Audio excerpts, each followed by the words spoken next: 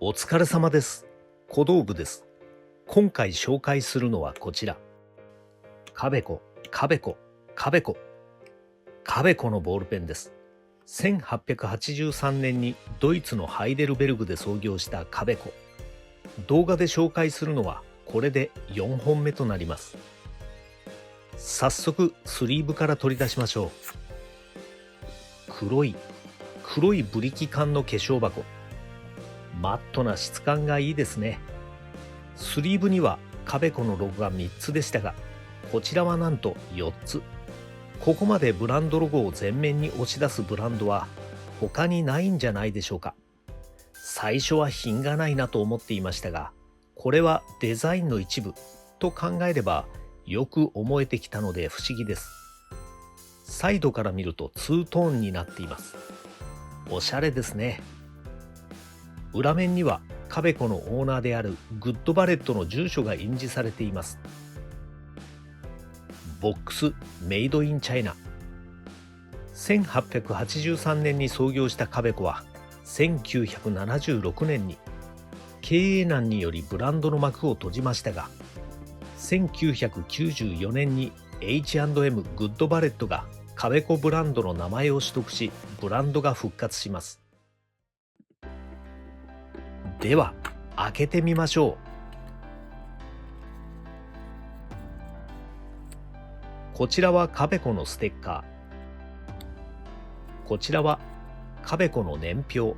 創業年の1883年からブランドが復活した1994年までのヒストリーが記されています。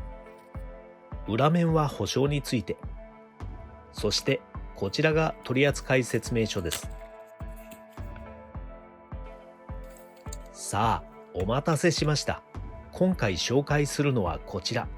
カベコの新作、カベコオリジナルボールペン。2022年の9月に発売が開始したほやほやの新作です。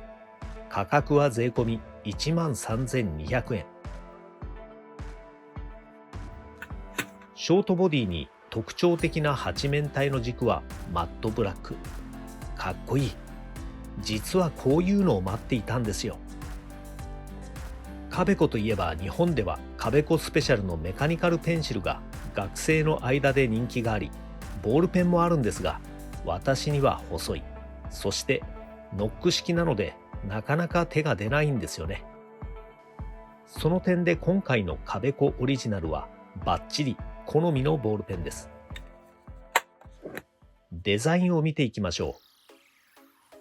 口金は緩やかにカーブを描いています。マットな質感がいいですね。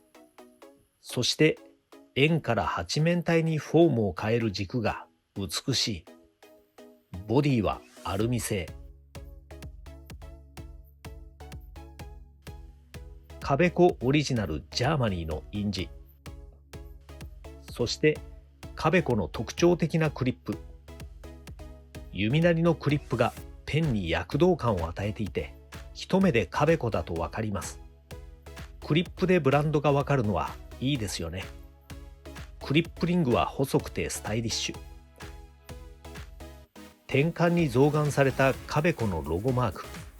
このロゴのデザインと質感、なんかレトロな感じでいいですね。こちらはスチール製なのでこんな感じで磁石にくっつきます。いやー、この梨地仕上げのマットなボディはいい質感。すごくかっこいいですね。このザラザラ感がとても好みです。見た目もいいんですが、グリップ時の滑り止めになっていて機能的です。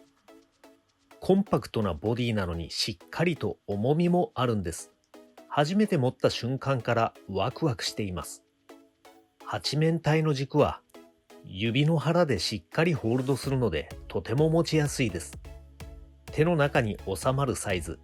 これは筆記が楽しみです。天板に向けてテーパーがかかっているフォルムはとてもスタイリッシュで洗練されたデザインだと思います。デザインがすごく好みです。それではスペックを見てみましょう。まずは重量から。重量は 31g。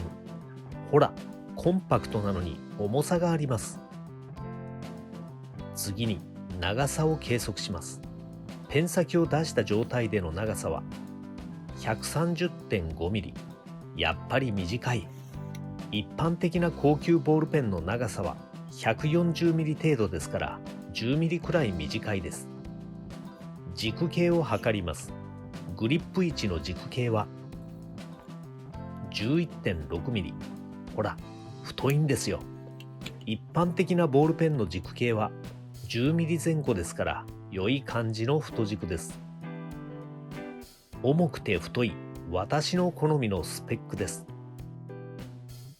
それでは重心位置を見てみましょう。重心の位置はペン先から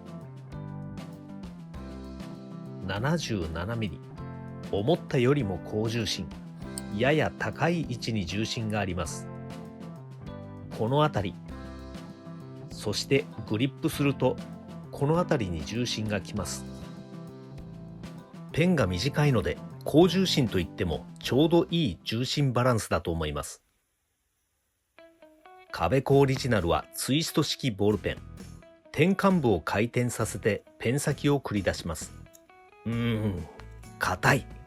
結構重くて硬いですね。ペン先を繰り出した時にしっかりとロックします。ロック感が気持ちいいんですよ。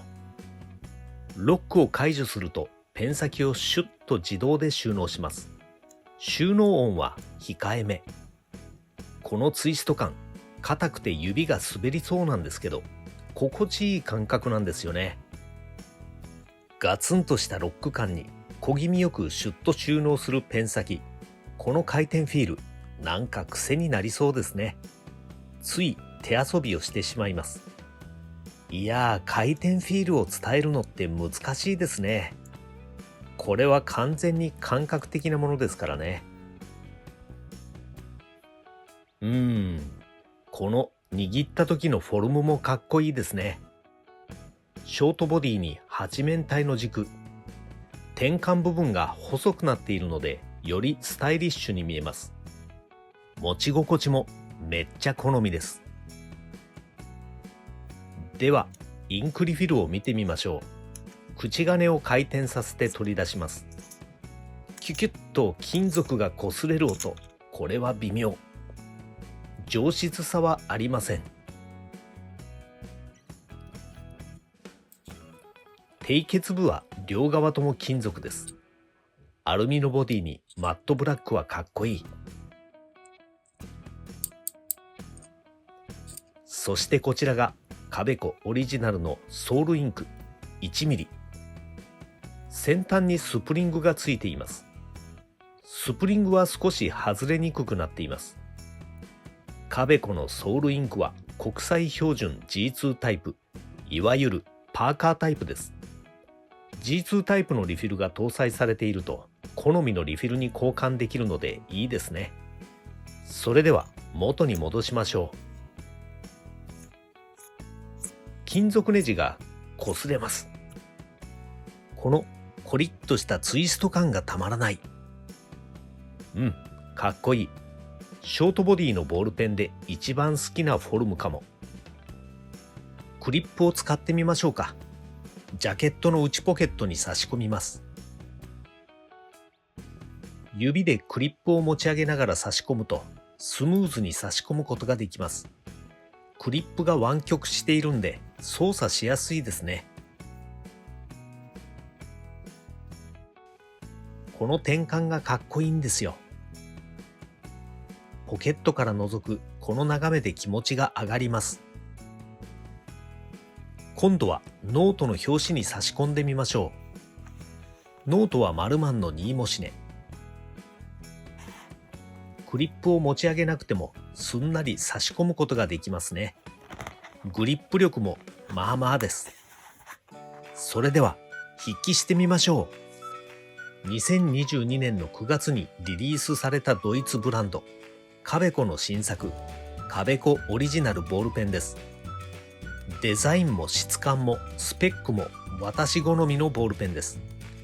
コンパクトなボディに 31g の重さ、11.6mm のグリップ径、そして何よりも8面体のマットなボディ。持ち心地がすごくいいですね。そういえば8面体の軸のボールペンは初めてです。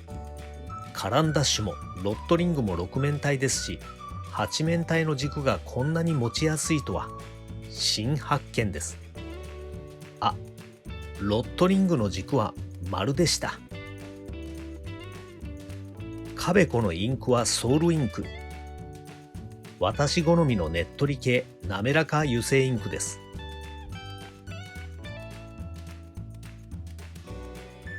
カベコのソウルインクは滑らかな書き味でとても伸びやかな筆記ができますし、筆圧のコントロールで線に表情がつけられるので、私の好きなインクの一つなんですよね。はい、とても書きやすいです。何よりもペンの持ち心地が素晴らしく、重心のバランスがいい。これは期待以上でしたよ。こんなにコンパクトなのに手に取ると重厚感と存在感があります。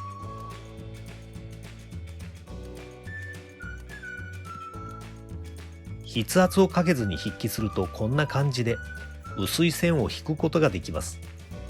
従来型の高い粘度の油性インクならではですよね。この書き味が好きなんです。懐が深いというか、自分でコントロールできる範囲が広いんですよ。自分でコントロールするといえば、車で言うと低粘度油性インクがオートマ車、従来型油性インクがマニュアルトランスミッション車って感じでしょうか。ペン先のガタつきを確認してみましょう。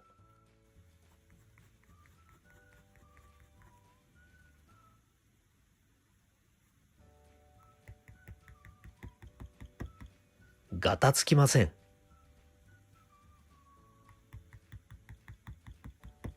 ガタつきませんね。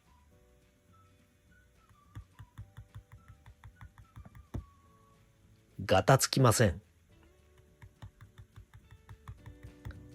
角度を変えても全然ガタつきがありません。指で動かしても全く動きません。とてもソリッド。筆記安定性もバッチリです。このソリッドな書き心地は期待を超えてきました。ここまでガタつきがないとは。いやー、素晴らしいですね。カベコのソウルインクはこの 1mm のボール系のものだけではなく 0.8mm と 1.4mm のものもラインナップされているようです。この 1mm 系のリフィルはちょっと細く感じますね。